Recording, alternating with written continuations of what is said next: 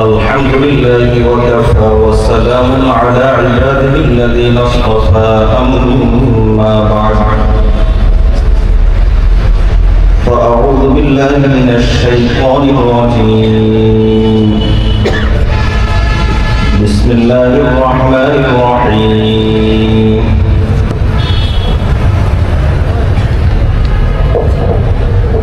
يوم لا ينفع مال ولا بنون إلا من أتى الله بقلب سليم.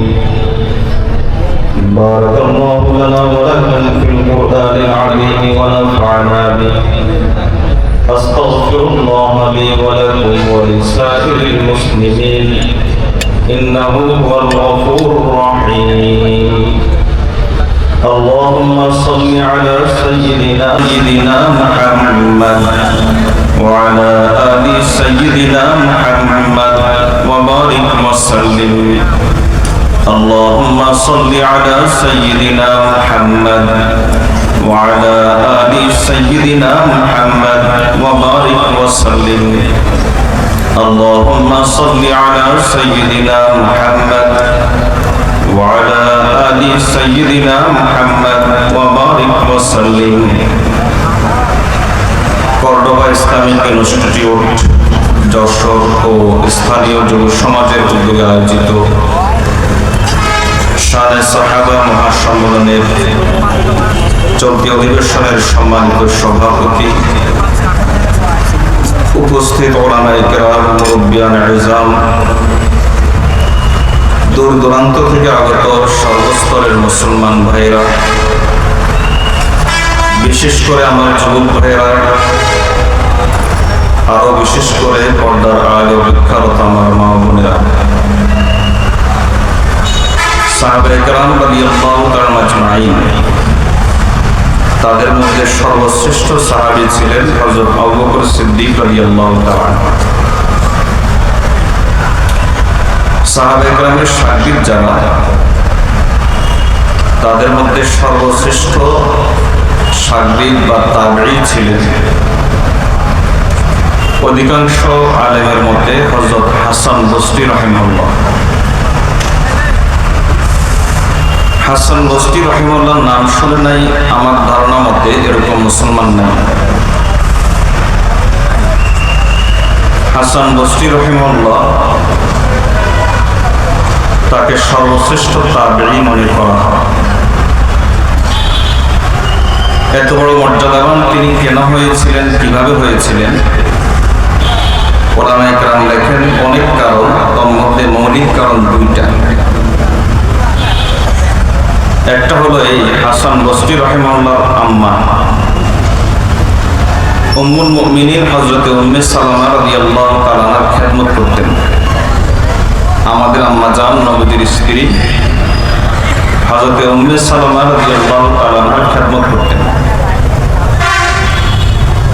হাসান বসরি যখন জন্মগ্রহণ করেন তখন উম্মুল মুমিনিন উম্মে সালামা রাদিয়াল্লাহু তাআলা আনহার কাছে হাসান বসরির আম্মা ছোট্ট হাসান বসরিকে নিয়ে আসেন। উদ্দেশ্য হলো তাহনিক করাবেন। তাহনিক বলা হয় কোন আল্লাহওয়ালা নেক মানুষ তার লালা মিশিয়ে কোনো মিষ্টান্ন দ্রব্য, খেজুর, মধু বা এরকম মিষ্টি জাতীয় কিছু ছোট্ট শিশুর তালুর মধ্যে মুখের তালুতে দিয়ে দেওয়া। এই তাহনিক ইসলাম অত্যন্ত গুরুত্বপূর্ণ একটি সুন্নাত। হযরত হাফিজ হুজুর রাহমাতুল্লাহ আলাইহি বলতেন, কোন শিশুকে যদি ছোটবেলায় কোন আল্লাহওয়ালা তাহনিক করেন, তার লালা মিশ্রিত মিষ্টি দ্রব্য যদি ওই ছোট্ট শিশুর মুখে যায়, তাহলে সকালবেলা কেউ যদি পেঁয়াজ দিয়ে পান্তা ভাত খায়, দুপুরে ঢেকুরে ওই পেঁয়াজের গন্ধ বের হয়। ঠিক তেমনি হবে এই শিশুটি যখন বড় হবে তখন ওই আল্লাহওয়ালার ঘ্রাণ ওই শিশুটির কাছ থেকে বের হবে। অত্যন্ত গুরুত্বপূর্ণ একটি সুন্নাত। উম্মে সালামা রাদিয়াল্লাহু তাআলার কাছে যখন তাহনিকের জন্য নিয়ে আসলেন হাসান বসরির আম্মা হাসান বসরিকে, তখন উম্মে সালামা রাদিয়াল্লাহু তাআলা বললেন, আমি তাহনিক না করিয়ে ওমরের কাছে নিয়ে যাব। ওমর রাদিয়াল্লাহু তাআলা ছিলেন তখন খলিফাতুল মুসলিমিন, আমিরুল মুমিনিন। ছোট্ট হাসান বসরিকে নিয়ে যাওয়া হলো ওমর রাদিয়াল্লাহু তাআলার কাছে। ওমর রাদিয়াল্লাহু তাআলা তখন এই ছোট্ট হাসান বসরিকে তাহনিক করিয়ে সাথে একটা দোয়া করে দিলেন, আল্লাহুম্মা ফাক্কিহহু ফিদ-দীন ওয়া হাব্বিবহু বাইনান নাস ওয়াজআলহু ফাওকা কাসীরিন মিনান নাস। হে আল্লাহ, এই হাসানকে আপনি দ্বীনের ইলম দান করেন। হে আল্লাহ, এই হাসানকে আপনি মানুষের কাছে প্রিয় বানিয়ে দেন। আর হে আল্লাহ, এই হাসান যখন বড় হবে তখন তার সমসাময়িক যে সমস্ত আলেম আছে, আল্লাহ আপনি তাকে সবার চাইতে সম্মানিত বানিয়ে দেন। উলামায়ে কেরাম লেখেন, ওমর রাদিয়াল্লাহু তাআলার মুখের লালার বরকতে আর তার এই দোয়ার বরকতে আল্লাহ হাসান বসরিকে জগৎ শ্রেষ্ঠ আল্লাহ ওলি বানিয়ে দিয়েছে। হাসান বসরি রহিমাহুল্লাহ এই মর্যাদায় পৌঁছার পেছনে আরেকটা কারণ উল্লেখ করা হয়, সেটা হলো এই যে ছোট্ট হাসান বসরি যেহেতু তার আম্মা উম্মুল মুমিনিন হযরত উম্মে সালামা রাদিয়াল্লাহু তাআলার খেদমত করতেন, সেহেতু উম্মে সালামা রাদিয়াল্লাহু তাআলা মাঝে মাঝে হাসান বসরির আম্মাকে বিভিন্ন প্রয়োজনে বিভিন্ন জায়গায় পাঠাতেন। তখন এই ছোট্ট হাসানকে রেখে যেতেন উম্মে সালামা রাদিয়াল্লাহু তাআলার কাছে। ছোট্ট মানুষ, মা কাছে না থাকলে কান্নাকাটি করত। ফাকানাত তুসকিতুহু বিসাবিহা,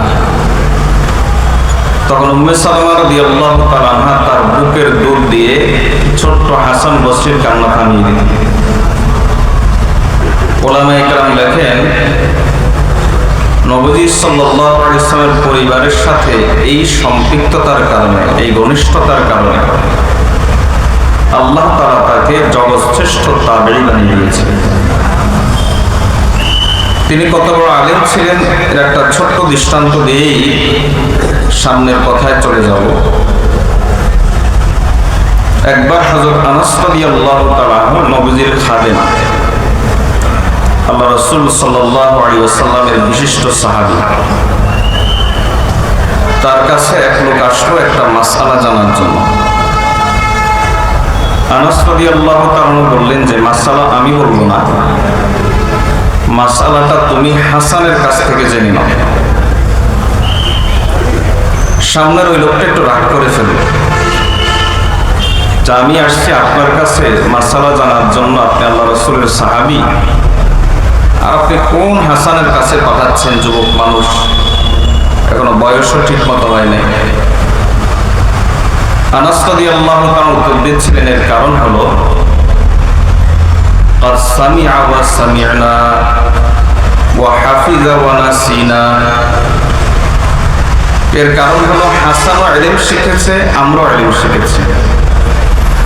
তবে পার্থক্য হলো হাসান মনে রেখেছে আর আমরা ভুলে গেছি। আল্লাহ তাআলা তাকে এত বড় আলেম বানিয়ে দিয়েছিলেন। হাসান বসরি রাহিমাহুল্লাহ সম্পর্কে কিঞ্চিত ধারণা আপনাদেরকে দিলাম। উদ্দেশ্য হলো, আরবিতে একটা প্রবাদ আছে, কালামুল মুলুক মুলুকুল কালাম, যিনি যত বড় হন তার কথাও তত বড় হয়। হাসান বসরি সম্পর্কে একটু ধারণা পাওয়ার পর হাসান বসরির কথা কত বড় সেটারও একটু অনুমান আপনাদের হয়ে যাবে। হাসান বসরি রাহিমাহুল্লাহ জীবন থেকে, তার কথা থেকে আপনাদেরকে কিছু কথা শোনাবো। প্রথমে দোয়া চাই, আল্লাহ আমাকে আমল করার তৌফিক দিন, মুসাফির হিসেবে আপনাদের জন্য দোয়া করি, আল্লাহ আপনাদের সকলকে আমল করার তৌফিক দান করুন। হাসান বসরি রাহিমাহুল্লাহ বলেন, ফাসাদুল কুলুবি মুতাওয়াল্লিদুন মিন সিত্তাতি আশিয়া। আমাদের শরীর যেমন নাপাক হয়, আমাদের অন্তরটাও নাপাক হয়। শরীরের নাপাকি আমরা বুঝি এবং অধিকাংশ ক্ষেত্রে দেখি। যেমন শরীরের নাপাকি হলো পেশাব, পায়খানা, বীর্য, রক্ত, এগুলো শরীরের নাপাকি। শরীর যেহেতু বোঝা যায়, দেখা যায়, এটা হলো হার্ড, এটা ভিজুয়াল, এজন্য শরীরের নাপাকিগুলো বোঝা যায়, দেখা যায়। পক্ষান্তর অন্তর হলো সফট, এটা দেখা যায় না, যার কারণে অন্তরের নাপাকিগুলো সফট, দেখা যায় না। তবে শরীর যেমন নাপাক হয়, অন্তর নাপাক হয়। শরীর নাপাক হলে ইবাদত করা যায় না, অন্তর নাপাক হলে এর ক্ষতি আরো বেশি। অন্তর যেহেতু দেখা যায় না, এজন্য অন্তরের নাপাকিগুলো দেখা যায় না। যেমন অন্তরের একটা নাপাকির নাম হলো অহংকার, দেখা যায় না। অন্তরের একটা নাপাকির নাম হলো হিংসা। অন্তরের একটা নাপাকির নাম হলো লোভ। অন্তরের একটা নাপাকির নাম হলো স্বার্থপরতা, অজব। অন্তরে একটা নাপাকির নাম হলো রিয়া, মানুষকে দেখানোর জন্য কাজ করা, আমল করা। এই জিনিসগুলো যখন কারো অন্তরে চলে আসে, তখন তার থেকে কোনো নেক আমল প্রকাশ পায় না, আর কোনো গুনাহ বাদ যায় না। মানুষ যত গুনাহ করে, যত অপরাধ করে, অথবা মানুষ যে নেক আমল ছেড়ে দেয়, এই অন্তরের নাপাকিগুলোর কারণে। প্রশ্ন হলো, অন্তর কেমনে নাপাক? আর সহজ করে বলতে হয়, অন্তর অহংকার কেমনে আসে, অন্তর হিংসা কেমনে আসে, অন্তরে লোভ কেমনে আসে, অন্তরে স্বার্থপরতা কেমনে আসে, রিয়া কেমনে আসে। হাসান বসরি রাহিমাহুল্লাহ বলেন যে অন্তর নাপাক হয় 6টা কারণে। এই 6টা কারণে একজন মানুষের অন্তরে অহংকার আসে, হিংসা আসে, বিদ্বেষ আসে, এই সমস্ত নাপাকি আসে। এজন্য আল্লাহর আরিফ খুব চমৎকার করে বলেন, আব তো ইসকো দিল বানানা হ্যায় খোদা তেরে লিয়ে। এজন্য এই অন্তরের নাপাকিকে পাক সাফ করে এই অন্তরটাকে তৈরি করতে হয় কার জন্য? বলেন না, কার জন্য? আল্লাহর জন্য। অন্তর নাপাক হয় কেমনে? হাসান বসরি রাহিমাহুল্লাহ বলেন যে অন্তর নাপাক হয় 6 ভাবে। আমার আপনার কাজ হলো এই 6টা কারণ নিজের সাথে মিলানো। দেখেন যদি মিলে যায়, তাহলে বুঝতে হবে আমার অন্তর নাপাক। বুঝতে হবে আমি অহংকারী, আমি হিংসুক, আমি লোভী, আমার অন্তরে নানা রোগ আছে। এই জন্য এই 6 কারণ নিজের সাথে মিলিয়ে নিজের জীবন থেকে এই 6টা কারণ দূর করার জন্য কে কে প্রস্তুত আছেন? আল্লাহকে দেখান। আল্লাহ আমাদের সকলকে তৌফিক দান করুন। দেখুন, সমাজে ফিতনার অভাব নাই। বাংলা একটা কথা আছে, সর্ব অঙ্গে ব্যথা, ওষুধ দিব কোথা। আমাদের এমন কোনো অঙ্গন নাই, এমন কোনো অংশ নাই যে অংশে কোনো না কোনো ফিতনা নাই। এবার আমি আপনাদেরকে একটা ছোট্ট প্রশ্ন করি, আপনারা কষ্ট করে উত্তর দিবেন।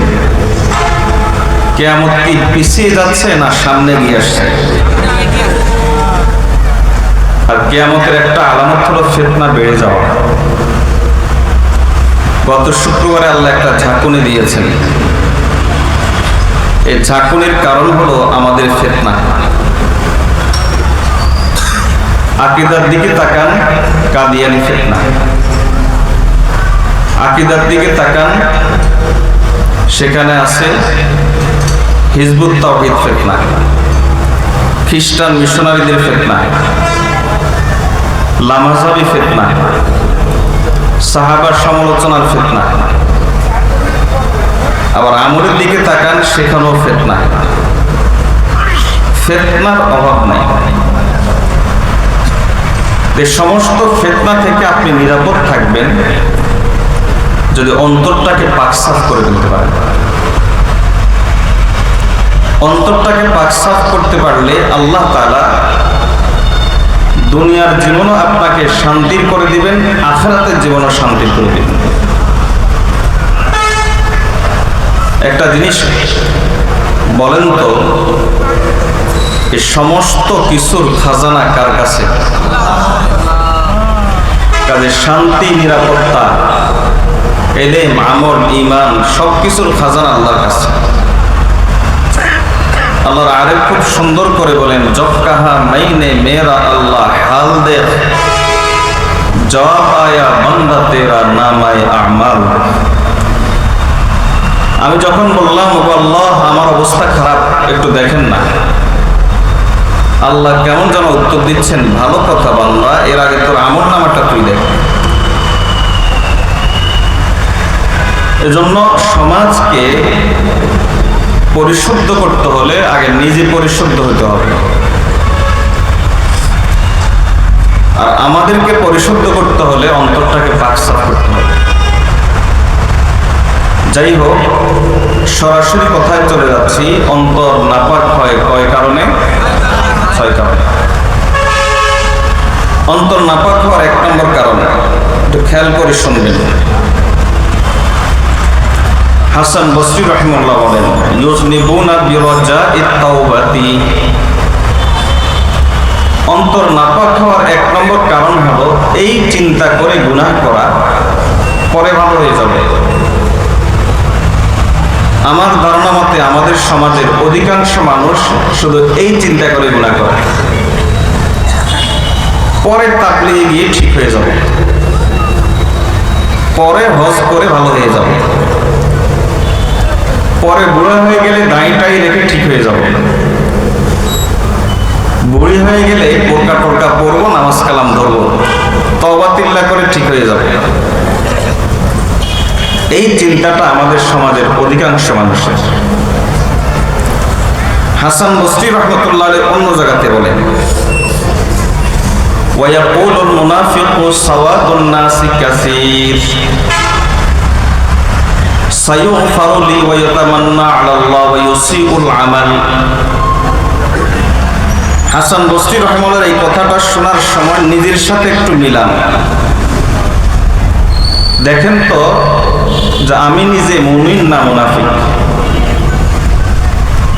তিনি বলেন যে মুনাফিকদের একটা আচরণ হলো, মুনাফিকদের একটা স্বভাব হলো, মুনাফিকরা বলে সাওয়াদুন নাসি কাসীর, সবাই করে আমি করলে সমস্যা কি?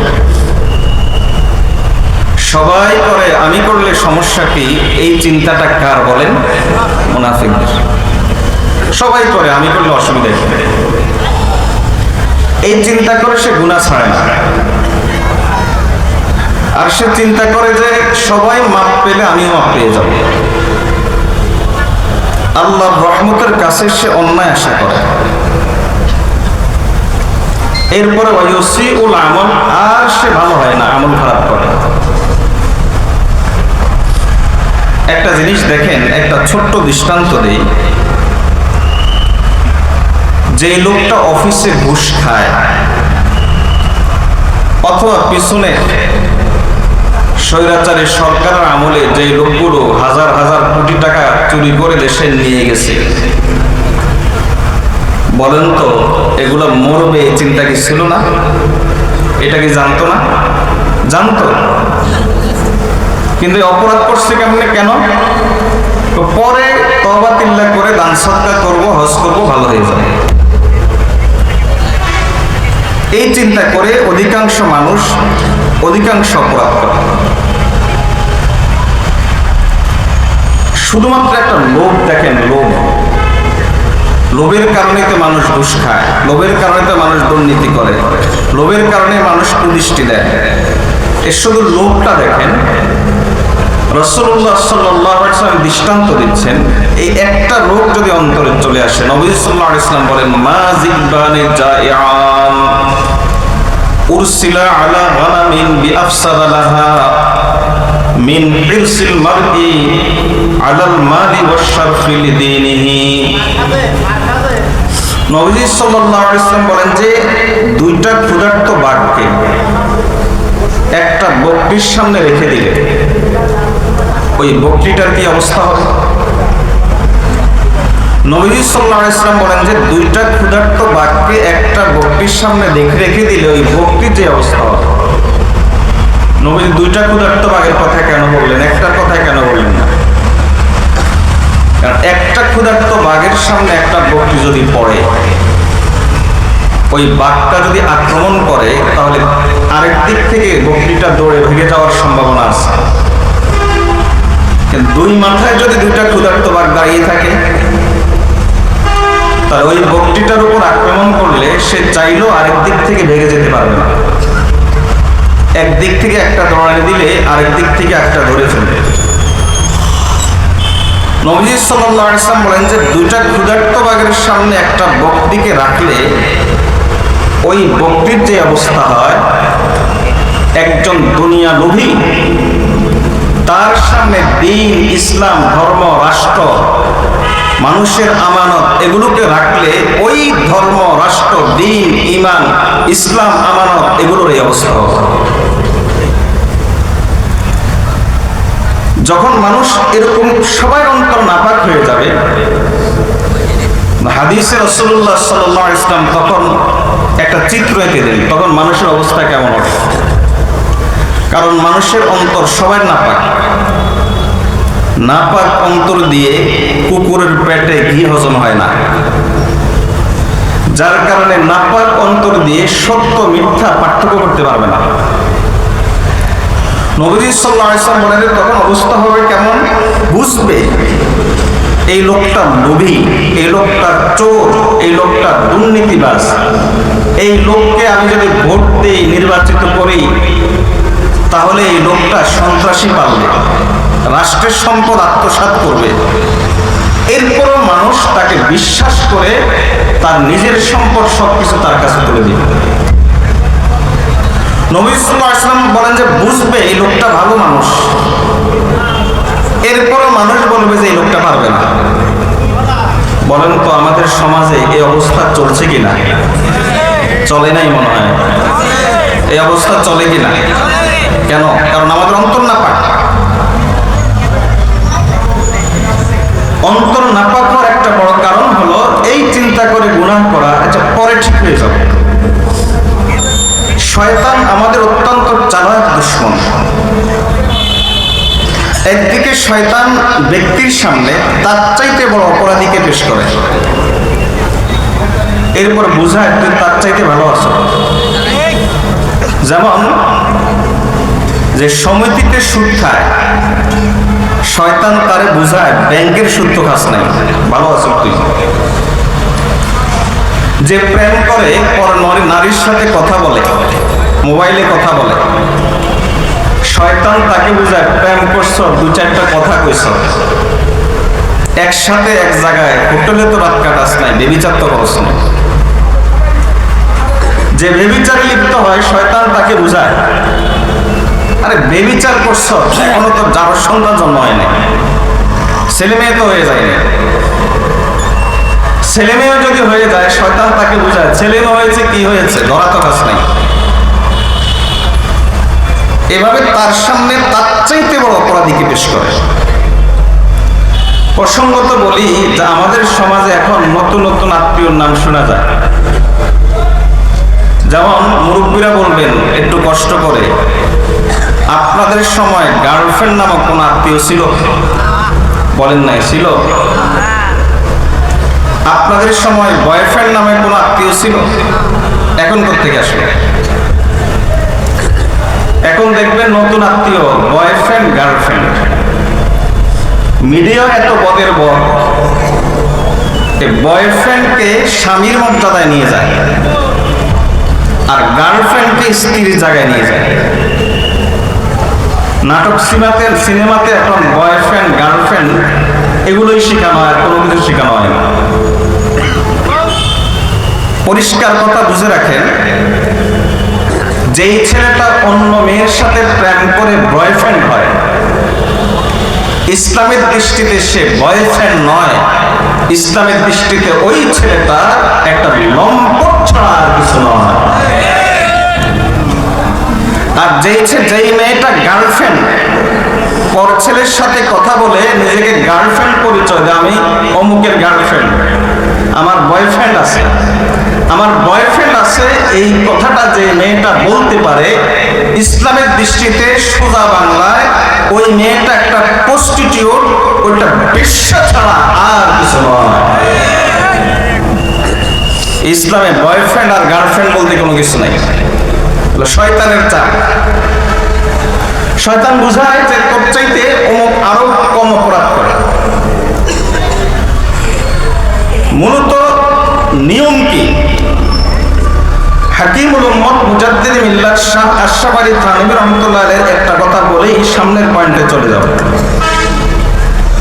হাকিমুল উম্মত মুজাদ্দিদ মিল্লাত শাহ আশরাফ আলী থানভী রাহিমাহুল্লাহ বলেন, নিয়ম হলো অতীত গুনাহ, যেই গুনাহগুলো আমার চলে গেছে ওই গুনাহগুলো সম্পর্কে আল্লাহর রহমতের আশা করা যায়। ওই গুনাহগুলো সম্পর্কে আল্লাহর রহমতের আশা করা যায়, নিষেধ নয়। এই জায়গাতে আল্লাহর রহমতের আশা করতে হবে। বিষয়টাকে পরিষ্কার করার জন্য একটা ছোট্ট ঘটনা পেশ করি।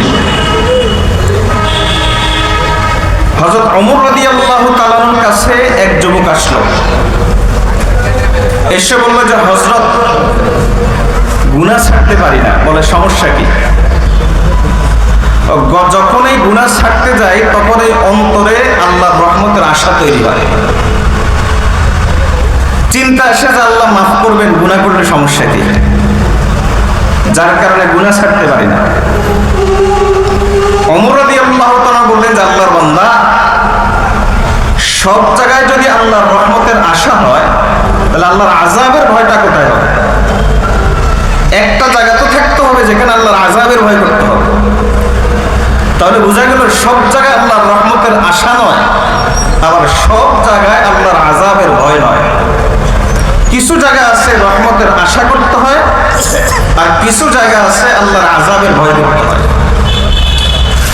মূল তো হলো গুনাহ থেকে বেঁচে থাকা, এটা হলো মূল। হযরত আব্দুল্লাহ ইবনে আব্বাস রাদিয়াল্লাহু তাআলা আনহুকে জিজ্ঞেস করা হয়েছিল, দুই ব্যক্তি, এক ব্যক্তি নেক আমলও করে গুনাহ করে, আরেক ব্যক্তি নেক আমল এত করে না তবে গুনাহ করে না, এই দুই ব্যক্তির মধ্যে কে ভালো? আব্দুল্লাহ ইবনে আব্বাস রাদিয়াল্লাহু তাআলা আনহু সঙ্গে সঙ্গে উত্তর দিলেন, লা আ'দিলু বিসসালামাতি শাইআ। তিনি বলেন, গুনাহ থেকে বেঁচে থাকার চাইতে উত্তম আমল আমি আরেকটিকে মনে করি না। সবচেয়ে উত্তম আমল, হাদিসের ভাষায় ইত্তাকিল মাহারিমা তাকুন আ'বাদান নাস। গুনাহ থেকে বেঁচে থাকো, তুমি আল্লাহর ওলি হয়ে যেতে পারো। একটা কথা শোনাই, এই কথাটা মজা পাবেন না যদি অন্তরে নবীজির মহব্বত না থাকে। নবীজির মহব্বত থাকলে এখন যে কথাটা বলবো খুব মজা পাবেন। আবুল হাসান খিরকানী রাহিমাহুল্লাহ তিনি বলেন যে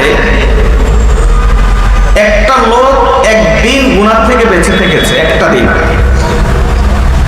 একটা দিন গুনাহ থেকে বেঁচে থাকার অর্থ হলো সে কেমন যেন রূহানি ভাবে ওই দিন সে স্বয়ং নবী সাল্লাল্লাহু আলাইহি ওয়াসাল্লামের সাথে সময় কাটিয়েছে। গুনাহ থেকে বেঁচে থাকে, এটা হলো মূল বিষয়। এরপর আমাদের গুনাহ হয়ে যেতে পারে। হাকিমুল উম্মত বলেন যে মুমিনের গুনাহ হয়, মুমিন গুনাহ করে না, কিন্তু এখন উল্টো হয়ে গেছে, আমরা গুনাহ করি, গুনাহ হয় না। যাই হোক, যেটা বলতে চেয়েছিলাম, নিয়ম হলো অতীত গুনাহ যেগুলো, সে গুনাহগুলোর সম্পর্কে আল্লাহর রহমতের আশা। আপনার জিন্দেগিতে গুনাহ কি পরিমাণ আছে এটা বড় বিষয় নয়, বড় বিষয় হলো আপনি তওবা করলেন কিনা, এটা হলো বড় বিষয়। কারণ কোরআন হাদিসে কোথাও এই কথা আছে যে আল্লাহ বড় গুনাহ মাফ করতে পারেন, এটা আল্লাহর জন্য কষ্ট, আর ছোট গুনাহ যেহেতু ছোট, এটা আল্লাহর জন্য সহজ। এরকম কোনো কথা আছে? এরকম কোনো কথা নাই। তাহলে গুনাহ বড় আর ছোট বড় ব্যাপার না, বিষয়টা হলো আপনি তওবা করলেন কিনা। হাদিসের মধ্যে রাসূলুল্লাহ, আমার সময় শেষ, 5 মিনিট কথা শেষ করি। আমার তো যে বিষয় বলতেন ওটা তো যাইতেই পারে না, সমস্যা। আচ্ছা, হাসান বসরি রাহিমাহুল্লাহ, তো নিয়ম হলো হাকিমুল উম্মত বলেন অতীত গুনাহ যেগুলো হয়ে গেছে সেগুলোর ব্যাপারে আল্লাহর আযাবের ভয় নয়, সেটা হলো আল্লাহর রহমতের আশা। কারণ হাদিসে নবী সাল্লাল্লাহু আলাইহি ওয়াসাল্লাম আল্লাহর কথা শোনাচ্ছেন। আল্লাহ তাআলা বলেন, লাউ বালাগাত যুনুবুকা আনানাস সামাই সুম্মা আস্তাগফারতানি লাগাফারতু লাকা ওয়া লাস্তু উবালি। বান্দা গুনাহ করতে করতে যদি আকাশ পর্যন্ত নিয়ে যাও, এরপরও যদি তওবা করো, আমি আল্লাহ মাফ করে দেই, কারো কোনো পরোয়া করি না। আর ভবিষ্যৎ যে গুনাহ, যেগুলো আমার বর্তমানে আছে অথবা ভবিষ্যতে হওয়ার আশঙ্কা আছে, ওই গুনাহগুলোর ব্যাপারে আল্লাহর রহমতের আশা না, ওই জায়গায় করতে হবে আল্লাহর আযাবের ভয়। আল্লাহর আযাবের ভয় করে চিন্তা করতে হবে যে আমি কেমনে এই গুনাহটা করব, এই গুনাহটা করলে আমার শাস্তিটা কি হবে। আল্লাহ যে কথাগুলো বলেছি আমাদেরকে এই কথাগুলোর উপর আমল করার তৌফিক দান করুন। ওয়া আখিরু দাওয়ানা আলহামদুলিল্লাহি রাব্বিল আলামিন। আসসালামু আলাইকুম ওয়া রাহমাতুল্লাহ।